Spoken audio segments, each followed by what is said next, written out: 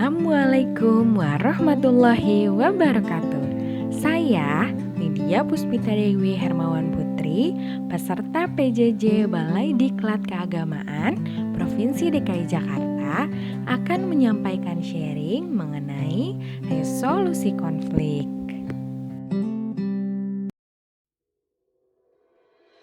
Bagaimana konflik terjadi? Pada tanggal 29 sampai 30 Juli 2016, masyarakat Indonesia dikejutkan oleh konflik kekerasan bernuansa agama dan etnis. Konflik ini hanya berselang 2 hari, namun total kerugian tidak kurang dari ratusan juta rupiah.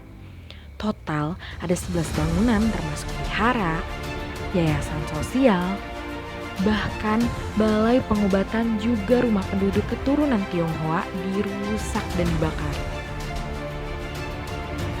Tahukah Anda, konflik ini hanya dipicu oleh keluhan seorang wanita kepada pemilik warung. Tapi mengapa konflik ini sulit dipadamkan sampai mengakibatkan banyak kerugian? Marilah kita mengenal dan memahami konflik. Konflik dapat terjadi karena adanya perbedaan, seperti perbedaan individu, perbedaan antar kebudayaan, perbedaan kepentingan, perbedaan etnis, perbedaan ras, perbedaan agama, dan lain-lain. Inilah yang disebut pemicu konflik. Pemicu konflik bisa kita lihat peristiwa dan akibatnya.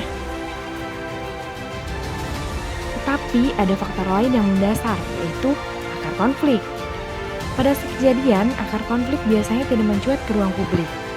Akar konflik ini bisa berupa watak psikologis dari manusia itu sendiri, fenomena politik, fenomena ekonomi, dan lain-lain.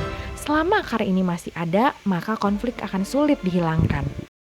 Akar konflik ini seperti pohon di hutan yang kalau ada pemicunya bisa dengan mudah terbakar. Jika mulai terbakar, maka apinya bisa merembet karena ditiup angin, sehingga terjadilah kebakaran yang besar. Angin ini berperan seperti akselerator konflik. Akselerator konflik ini bisa berupa isu agama, isu rasial, budaya, atau identitas-identitas lainnya. 3 hal di atas disebut faktor penyebab terjadinya konflik. Berikutnya, mari kita mengenal subjek yang menjadi aktor konflik. Siapa sajakah mereka? Yang pertama, provokator.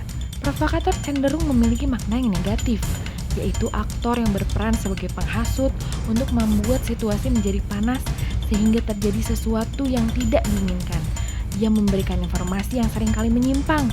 Penyimpangan informasi ini kemudian mempengaruhi kelompok kedua, yaitu kelompok rentan. Kelompok ini sebenarnya tidak terlibat langsung dalam konflik, namun pada akhirnya terpengaruh oleh provokator dan ikut terlibat dalam konflik. Yang ketiga, kelompok fungsional.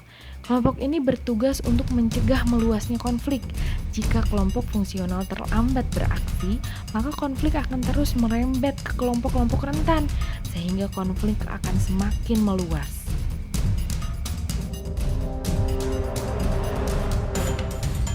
Konflik memiliki 2 fase, mulai dari bermusyawarah, kemudian terjadi perbedaan pendapat, berkembang menjadi perseteruan, terlibat pertarungan, hingga jatuhnya korban. Fase ini dinamakan fase eskalasi. Ketika konflik mulai ditangani, akan terjadi perundingan dan perdamaian. Itulah yang disebut deeskalasi. Lalu, bagaimana seharusnya sebuah konflik ditangani? Ada beberapa tahapan penanganan konflik. Yang pertama, negosiasi. Negosiasi adalah upaya menyelesaikan konflik yang dilakukan tanpa adanya bantuan pihak ketiga. Dalam prosesnya, terjadi tawar-menawar dan pemberian konsesi. Namun, dalam situasi konflik dengan ketegangan yang meningkat dan tidak adanya rasa saling percaya, negosiasi biasanya sulit dilakukan. Jika demikian, dapat dilakukan tahapan yang kedua, yaitu mediasi. Dalam mediasi, penyelesaian konflik melibatkan pihak ketiga.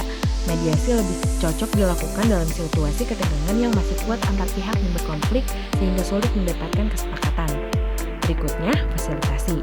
Sama halnya mediasi, proses penyelesaian konflik dengan fasilitasi juga melibatkan pihak ketiga. Hanya bedanya, jika kesepakatan penyelesaian dalam mediasi ditentukan sendiri oleh pihak yang berunding, sedangkan fasilitator di sini berperan membantu para pihak berkonflik untuk meningkatkan efektivitas komunikasi mereka dalam mencari penyelesaian atas masalah yang dihadapi. Tahap akhirnya adalah arbitrase. Penyelesaian konflik dalam tahap ini, pihak ketiga memiliki kewenangan untuk membuat keputusan tentang penyelesaian dari konflik tersebut. Setiap manusia pasti tidak ingin terlibat konflik apapun di hidupnya, karena konflik dapat menyebabkan stres, frustasi, temperamen yang buruk, dan hal lainnya yang menurunkan tingkat produktivitas. Untuk itu diperlukan pemahaman konflik agar konflik tidak terjadi. Bagaimana caranya? Yang pertama, hadapi permasalahan secara baik-baik. Jika kita bertemu orang yang membicarakan hal kurang menyenangkan tentang diri kita, jangan membalas dengan hal serupa. Coba untuk menghadapinya secara baik-baik dengan cara menjauh untuk sementara waktu agar dapat meredam emosi. Yang kedua, hargai pendapat orang lain. Perbedaan pendapat menjadi hal yang sangat dapat menimbulkan konflik. Namun jika kita bisa menghargai pendapat orang lain, konflik dapat dihindarkan. Tidak perlu dengan teguh memegang pendapat kita sendiri, merasa kita yang paling benar, dan menolak pendapat orang lain. Walaupun itu bukan berarti kita langsung setuju dengan pendapat orang lain. Untuk menolaknya, tidak perlu dilakukan secara terang-terangan. Nanti, jika suasana sudah mencair, kita bisa sampaikan pendapat kita tanpa meremehkan pendapat orang lain. Berikutnya, hindari saling tuduh. Jika terdapat suatu masalah, hindari menuduh orang lain tanpa disertai dengan bukti. Sekalipun buktinya ada, perlu disampaikan dengan cara yang baik, jangan sampai terjadi pertengkaran. Saling tolong-menolong antar sesama manusia. Jika kita ingin ditolong oleh orang lain ketika ada kesulitan, maka jangan sungkan untuk menawarkan bantuan tanpa diminta. Perbuatan baik akan mendapat balasan yang baik pula. Saling tolong-menolong akan menciptakan hubungan yang baik dan akrab antar sesama manusia. Berikutnya, hindari sumber konflik. Jika menemukan kasus terdapat seseorang yang selalu menjadi sumber konflik, kita bisa cari aman dengan menghindarinya. Hal yang dimaksudkan di sini bukan untuk memusuhi, namun cukup jaga jarak agar hubungan kita dengannya dan juga orang lain tetap terjaga dengan baik.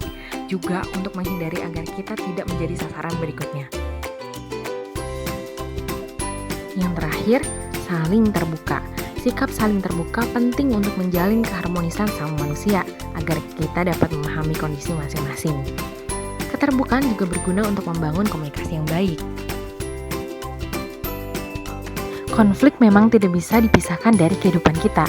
Langkah terbaik yang bisa kita lakukan adalah dengan meminimalisir agar potensi konflik tidak terjadi.